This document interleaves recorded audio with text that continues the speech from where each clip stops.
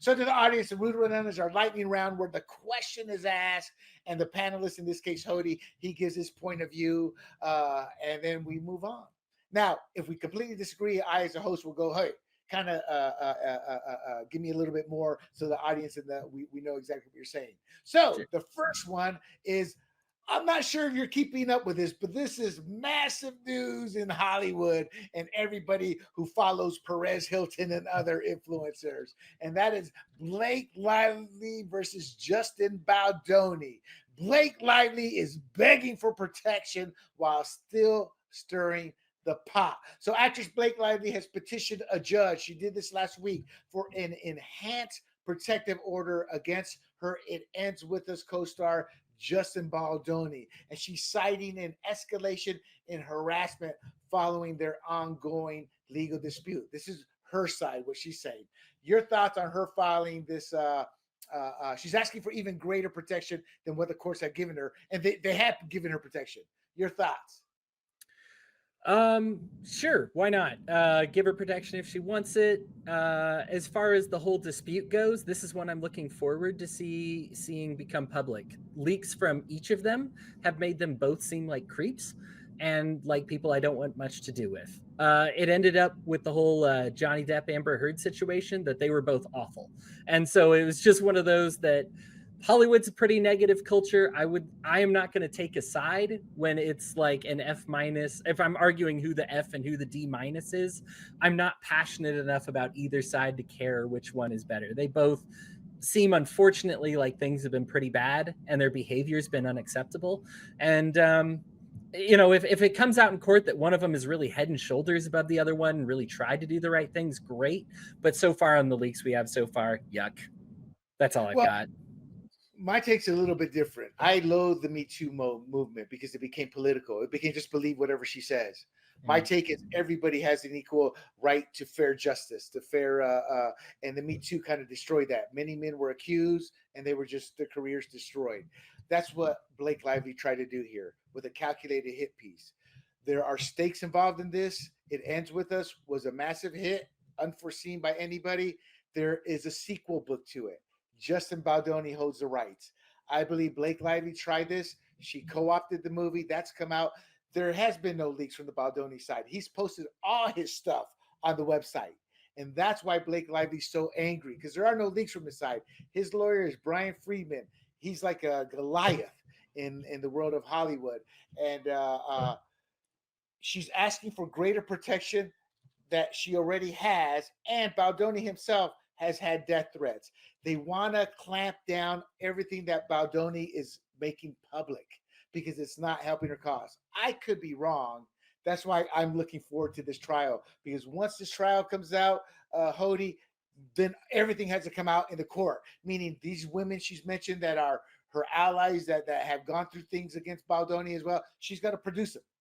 She's has an incredibly adept legal team, but it's she lost the momentum. She lost the public war, and it's affecting her. And the worst victim in all this is Ryan Reynolds, who everybody loves, who part of his true nature is starting to come out. So his own career. So I agree with you on the surface, but after I dug down, I'm like, yeah, I don't like Justin Baldoni at all because of what you said with Hollywood.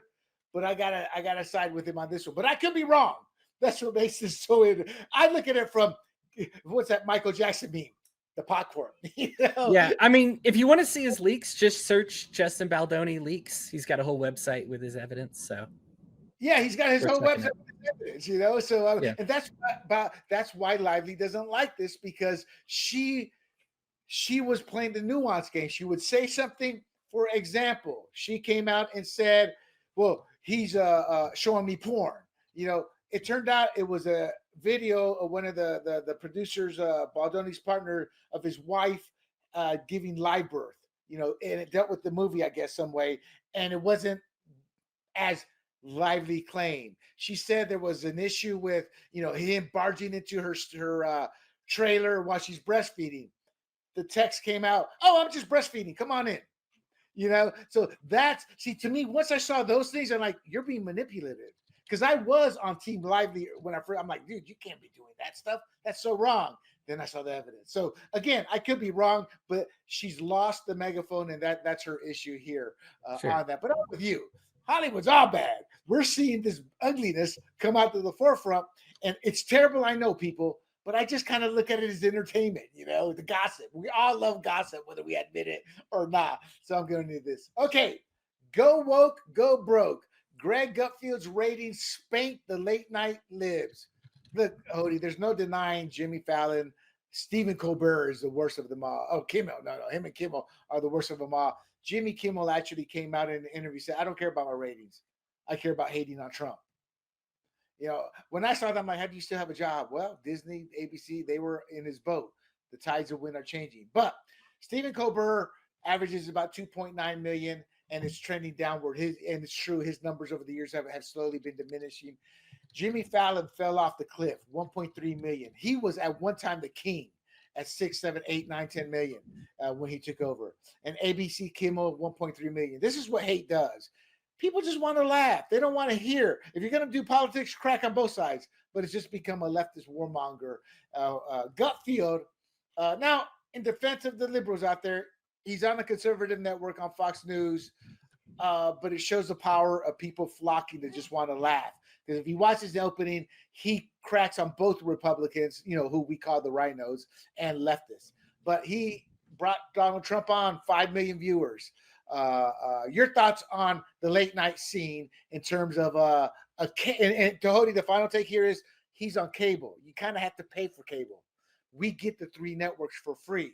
So you're going free television to pay television, and he's literally caught up to them. Your thoughts? Yeah, the thing is and I will give this one to you. When you had your choice of 8 different liberal night comedians, all it takes is one conservative to kind of blow that whole thing up. I think the failure with some of them like Fallon is he kind of tries to stay apolitical. And I think we're in a place right now where Americans want politics, as we've been talking about these influencers, right? People want a political opinion. I don't want somebody who doesn't have an opinion anymore, right? Like from my comedy. And so, yeah, number 1 is like Saturday Night Live. They'll bash both sides. Number 2 is John Oliver. He's established. That makes sense. Number 3 I'm looking at is Venture Bros. Like, it's interesting when you get into the late night comedy, but Daily Show is now very high again. Obviously, Jonathan Stewart does a better job bashing both sides than Trevor Noah did, and it's good to have him back there. And so I think people either want you to talk about it and bash both sides, or they want something that's partisan to them. Really, at the moment, I can't think of another conservative late night host. The closest I can get is Bill Maher, who's sitting at number 12. There is no conservative. But he's not really conservative, right? Like he is like has an occasional conservative leaning. But yeah, like it doesn't surprise me at all to see Gutfeld coming in at number 28. Conservatives don't have a lot of options. I am sure he will go even higher. Right, and to fill you in on Fallon, he was like that. Then the Donald Trump interview changed it. He was literally almost canceled, And once from the Donald Trump interview forward, he's gone full-blown leftist. He's a bit smarter in how he puts it. It's full-blown leftist.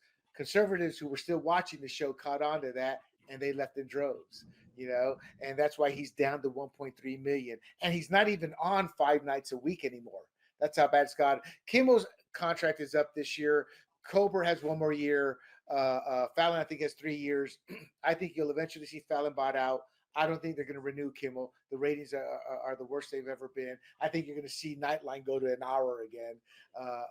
And Colbert, they're paying him way too much money for the ratings. CBS, really, they're in a lawsuit with Trump, and somebody just settled out. MSNBC just paid a doctor $30 million because they tried to cancel him by lying about him, and he took him to court, and they just settled $30 million. CNN just paid out. They lost $5 million in the first phase. Then they were going to I'm drawing a blank. What's the term?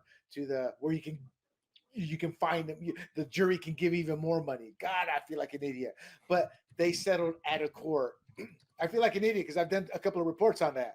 But the trial phase, they lost $5 million was awarded to the individual. Then there came the next phase was how much more in punitive damages. That's it, punitive damages. A jury foreman said, well, they're kind of lucky they settled out. We were looking at in excess of 100 million for them to pay the guy to send a message. So they're losing left and right. So I do see Colbert and Kimmel coming to an end, and I do see eventually Fallon either being bought out because of that. So there is truth. You go woke, you go broke. You don't remember Hody, and I was a small child, but CBS used to have new shows on after 11:30.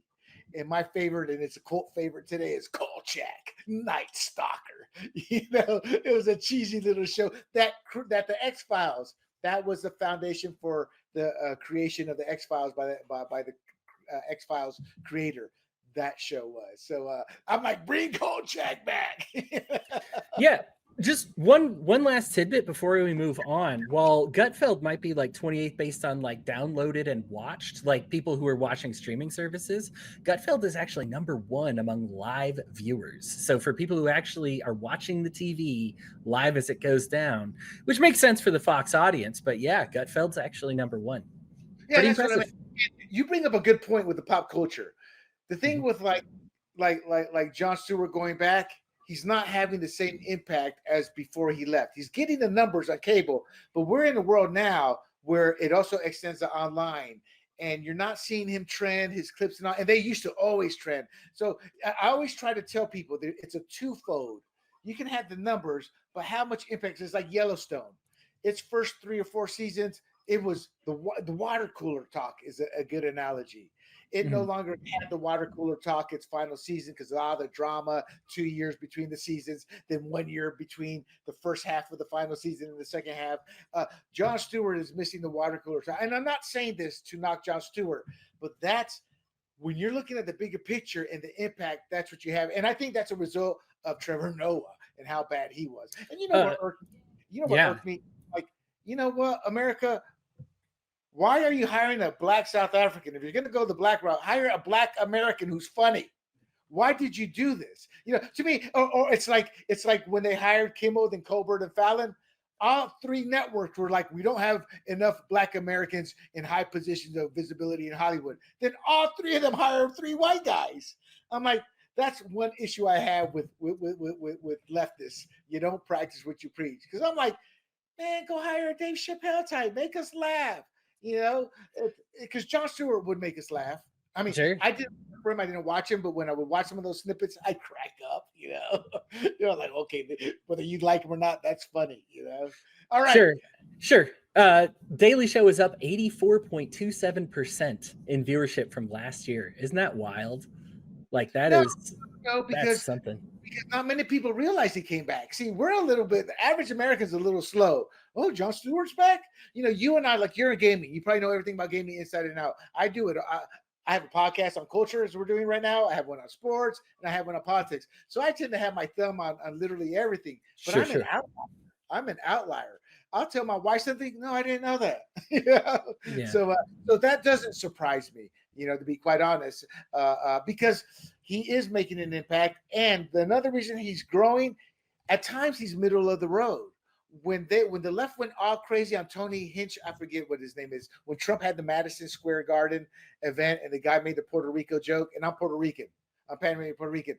So I got what he said. Yeah, that's true. We have landfill issues right now. So that's what he meant. But Jon Stewart defended him. He showed Tony Hinch clips or Hinchcomb, something like that. He showed his clip from the Tom Brady roast, and it was hilarious. And he's looking at, am I wrong for thinking this guy's funny? It's because, so that's why he's a little bit better than Bill Maher, but he's way out there too at times. All right.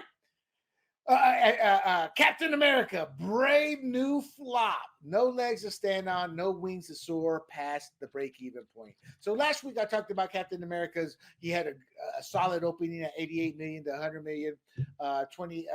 This week it suffered a 68% drop, 28 million. And it aligns closely with the performance of Ant-Man and the Wasp, Quantumania, and that's a similar decline in 2023. So the rule of 3 in Hollywood, it has to make 3 times the money It had issues with production, which ballooned the cost to make the movie 350 to 375 million. I don't know, Hody. I didn't look this part up. I don't know, but that sounds to me like one of the most expensive movies Hollywood has ever made. Had issues to do with reshoots. Harrison Ford was a prima donna. A lot of things had to deal with him. So a lot of cost overruns in that movie. It needs to reach $1 billion to break even. I'm doing some numbers right now, and that's not what I'm pulling up, but I do know it didn't do as well as they wanted it to do. Oh, no. It costs about 350 to 375 million. Those numbers are sound. The rule of three has been in Hollywood for generations. That's pretty much a standard rule. So if for it to break even, it's going to need to break 1 billion. The media is not talking about this. This is kind of like inside the weeds. I learned that process because I couldn't understand how John Carter of Mars, the Disney movie, lost money when I saw the cost that they said it cost to make it, and then I saw the money it made. So I educated myself on that, and it collapsed. My take last week was like, it started great, but the word of mouth is mediocre. The actor kind of cut his own legs by saying, well, I don't see Captain America as America. Captain America is America. So it's like they did, again, shut up, actor. Promote the movie. Don't give your personal beliefs, because Disney is smartening up. And I think Disney's has a dossier, not like a hit list, but like, yeah, we can't trust this actor, what he's going to say. Sean Penn lost a lot of jobs because before the turn of the century, he was like that. And then he took a company to court because they revoked the movie they hired him to do and said they're doing this because of my political beliefs. And the courts ruled they have that right because you're going to hurt the movie and you're going to diminish sales. That got lost in translation, and that's what's happening. So I think Captain America, and then you had the Red Hulk. They were the Trump comparisons, and I think this was a self-inflicted, your death by 1,000 paper cuts. Now, could it make its money back? No, but according to the numbers in the formula, it's going to look at about 300 to 400 million, which you would go, man, that's a lot of money, and it's more than what it costs to make. But you don't put that much risk into a movie and not make back the profit. Like a movie you're probably familiar with or saga because of the games, Star Wars. The final one made over $1 billion, but they were expecting 2 to 3 billion, and it pretty much broke even. That's not what you want out of a Star Wars franchise. So there's different levels of expectations, and this one's falling flat. That's my take on it. Sam Wilson's cap is grounded. Less soaring eagle, more clip pigeon. This one's not running the race. It's crawling to the finish line, and Marvel's wallet's feeling the pinch. You have the floor, my friend. Sure. I think that it's doing a lot like what other Phase 5 movies have done for the MCU, which is not really great. I think, unfortunately, people are about Marveled out. I think the hype is kind of over. And I understand why. You had a lot of big budget, big name actors. You combine them all. They've slowly fallen off. And having like here's a temporary villain in Harrison Ford or whatever, maybe that'll be exciting for you, isn't really enough to bring people back in. I actually agree with you because people are talking about how, it's actually on pace to make as much as like Venom and Ant-Man and Quantumanium and all that. But I think we're going to see a bigger fall off for that because I think unlike those, as you mentioned, word of mouth is huge, right? I win it. It was a lot of fun. It was really exciting. Go ahead and go see it yourself, right? Like that. I don't think that's going to happen for this one. It just wasn't the thrill that people wanted it to be. I don't.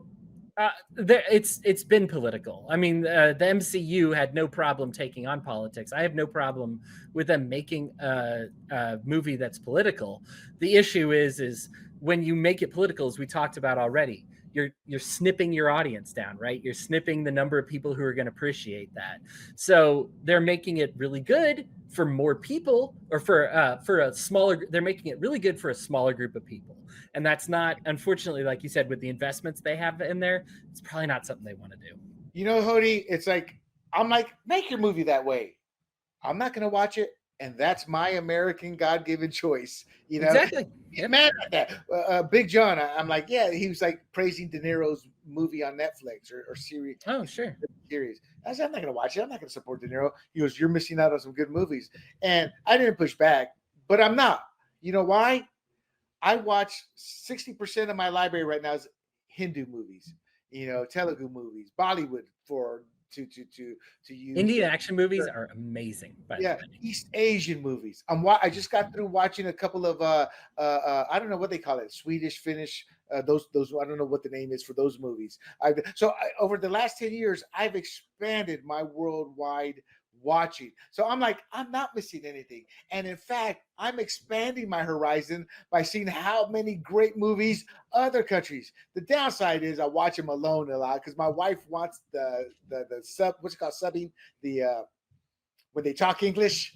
The subtitles? Yes, I like the subtitles. I like to listen to their own language because you get the emotion of the scene from the tone of the language. My wife does not like that. She likes the when they sub into English, and it just sounds too cool. But it's like that's the risk you take in gaming and movies and ever. You want to send a message out, and that's good or bad. So if a woke person doesn't want to go see a movie because it's too religious-based themes, that's your choice. I get it. That's what, again, coming from Panama, being Panamanian Puerto Rican, that's what I love about America. There's no dictator saying with only one message. There's no dictator saying you're going to hate these people, do this people. It's America. All right, let's close it out with what we've been talking about a lot. LGBTQ politics and gaming and movies, same-sex romance, and woke bastards shoving it down kids' throats. Source: Game Rant. Okay, same-sex marriage in Assassin's Creed Shadows. The Game Rant article spills the beans that Ubisoft's gone full woke, confirming same-sex romance options in Assassin's Creed Shadows. Your thoughts on that?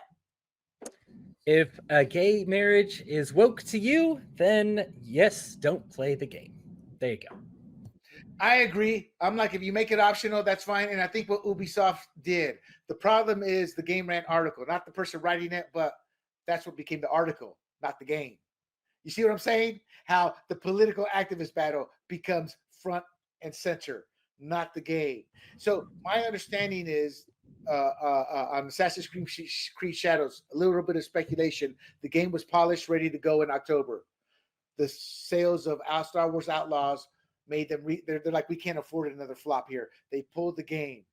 I think they were cleaning it up. Yasuka now can be played or not played as a main protagonist. Before they pulled it back, there were missions that were set for him and missions set for the little female ninja. So I think this is probably an optional storyline, but it's front and center. So the divisiveness continues. Meaning, how about focusing on the game, the experience of the game? And I'm not blaming Game Rant, but that's where activism has pushed us. So now most people are going to read that, go, screw this, and they're not going to give a game the chance. Again, self-inflicted wounds here, with how you choose to market your game. Because if I'm Ubisoft, I'm saying, hey, you can write that. I get it. But why not write about the game? This, that. Let's bring you in. Give you 3 hours of gameplay here. See what you get. Give something that expands more. And I'm not playing Game Rant because they're all doing this. But all they're doing is alienating the conservatives. Because conservatives, I always jokingly say, yeah, you can have the liberals in the support, but it's the conservatives buying your product. We liberals always want everything free. When I was a liberal, as a conservative, I realized, hey, and I'm being facetious when I say that. But don't create self-inflicted wounds. I think we're both right. Hey, if they want to do that, that's a right. That's what makes America great. But the response is where the true battle lays in survivability. Can Ubisoft survive this, or will they be forced to sell because they've had 5 or 6 games that have flopped? And some people attribute it to wokeism. Some people attribute it to just bad gaming. But the point is, it's all formulaic, and Ubisoft is not suffering. I'll give you the last word, even though you already spoke on that. Oh, it's all right. I mean, it's specific to this game. When we talk about something that has controversy, is it activism? At this point, just having a gay option is activism, right? Like, and it's just going to be that way. Ultimately, that's the era that we live in right now. We're very divided as a country. We've never been this divided before. I'm sure you remember eras where it wasn't a big deal to get your people confirmed, and when you were elected president, and Democrats and Republicans gave each other whatever they wanted all the time.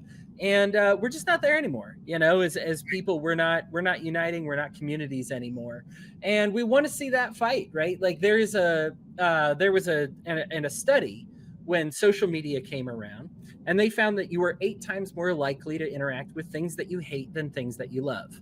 And so what they did is they leaned into this and made this part of the algorithm, to the point where it was 8-1 before, and now it's like 70-1.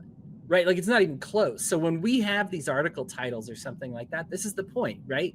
I am 70 times more likely to get somebody to click on something because it says like, oh, there's gay marriage, or if I put the term like shoving it down our throats, I'm going to get either the conservatives or the Republican, or the conservatives or the liberals to click on this thing like crazy, because it's controversial, right? And so this is part of the point. We talk about clickbait titles all the time.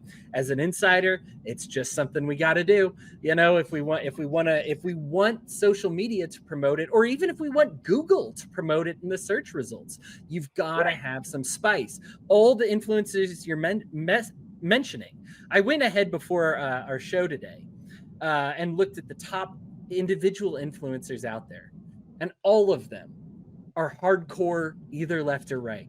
There's no middles, right? Like there's nobody in the middle anymore. And that's by design, right? Like we don't want somebody in the middle. I don't, me personally. By design. Oh yes, no, you're right. It is by design from this perspective. We needed to have the battle on gay, how gays were treated in this country. But as a former liberal, one thing I started to notice is we started to shove our beliefs down. We started to sit there and say, no, this isn't America where everybody can have an opinion. This is America where your opinion is going to be my opinion, or I'm going to cancel you. I saw that back in the 80s. That's what started my trend towards conservatism. I was a typical liberal, wanted to save the world. But then when they started to play the skin color, I said, I'm out. Why? My grandmother, I say this all the time to prove a point. My grandmother was called the N-word in the States. My cousins are your traditional brown. You look at me, the Spaniard gene predominated me from the Puerto Rican side. And my point is my whole family, we're a freaking mutt family. Who are you to tell me that whites are doing this to blacks? Because I see blacks doing it to whites. When I went to Compton to drop off my friend's car to his uncle said, you will leave this place this way. You will drive this way. They don't know you're Latino. All they're going to see is your white skin. And that's a death sentence in certain parts of Compton. So I see it from both sides. So I see this tribalism, and I saw the hate coming from the left more than I saw conservatives being more tolerant. But the downside of, to go to what you're saying now, conservatives figured out how to fight back, and that hasn't helped. Big John made a point. Well, it's going to continue. I go, yeah, maybe so, but it's better than us being beaten to death, canceled, having our livelihood taken, and subjugated. We need to have this battle, because my take from Big John's different. Eventually cooler heads are going to go, hold on, we need to take a step back, because I don't want to get canceled, or I don't want to do it. So this has been a progression. And as a former liberal, I saw it happen. And that's what kind of pushed me towards conservatism. That, and my take is a conservative belief. I want to treat everybody equally. Hody, if you can produce for Grumblings Media and we ever get the money, I'm going to go to you and say, Hody, we need to talk. I don't care that you're white. If you were black, Hody, we need to talk. It's like G and I on our show, we're always cracking on Indians and Hindu movies and Latinos, whether it's 7-Eleven to me swimming over to get to cross the border, because we're having fun. It's a joke. We can do that's America. You get a white and a black, or a white Asian, you can't talk like that. But you get an Indian Latino, the only thing that saves us is because we're Indian Latino. You can't shit on the minority. We're exempt from the rules. And I view that as wrong. Why should whites be the only? Whites have become the only culture you can crap on everything, yet every other culture is allowed to do what they say whites can't do. And that has nothing to do with racism. It has everything to do with we're America. Let's all live as Americans first. I believe a strong country that's patriotic to its values is what makes us, unifies us. And again, if we're not a strong country, the outside evil forces out there will come and take over. And history has proven me right. And that's what I try to tell people. Oh no, William, we just don't have the right people in charge.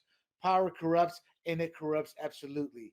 I desperately want term limits in Congress. We have it for the presidency, and I can change. I'm an old dog, because I don't question it, But I'm like, it's legitimate when libertarians question the nuclear bomb. Why didn't we just get the Japanese hierarchy to go check out one of our bombs as we detonated? Well, William, we only had two. Well, you used or three, and we tested one already. I'm like, well, then why did you want to do two cities? One was enough. Why? Because they wanted to see the results of the radiation. They were using the Japanese people as experiments at the same time. So I do value that argument to dissuade future genocides like that. But I hate it when they sit there and say we didn't have to use a bomb. Who are you to be God and jury there? That's a decision we'll never know the answer. But we could have maybe come to your conclusion. But there's a process to it. I truly believe in my heart now. Maybe had they shown a bomb on Marshall Island, wherever they did the testing, the Japanese would have gone white flag. But we'll never know. Anyway, with that, Hody, tell the audience here who you are. And I'm probably do that. We just got right into who you are, where they can find you. It's better that way. I'd rather people know me by my talk. I'm Hody Johns. You can find me on Twitter at the Hodeman. I'm on Facebook just under my name, Hody Johns, Hodey, last name Johns. You find me on the internet, my articles and everything on both on Game Rant, Dual Shockers, and The Gamer. If you're interested in the video game side of me, I also run the Love First Christians. That's kind of my big shtick right now, is the running a religious group with the Love First Christians, and that's what we do there. That's a free Discord group, so if you're ever interested in any Christ-centric conversation, I'm the guy to talk to there as well. Outstanding. And Hody didn't say it, but he's also the co-host of our Libertarian Show podcast, live stream, free for all, with my good friend and partner, Big John T. Georgopoulos. You can check that out live every Thursday night at 10 p.m. Eastern, 7 p.m. Pacific time, right here on this same channel. And do not forget to like and share this article. We had a lively, robust discussion, and I loved it. You can find this podcast, The Red, White, and Rude, as well as my conservative talk, Fired Up, and my conservative talk, Fired Up California, as well as my points on the board when politics and sports collide. Thank you, Colin Kaepernick. At grumblingsmedia.com, as well as YouTube, Rumble, Apple, Spotify, and Pandora under the handle Grumblings Media. And with that, for Hody and myself and the Red, White, and Rude, I am William Del Pilar, and I bid you adieu.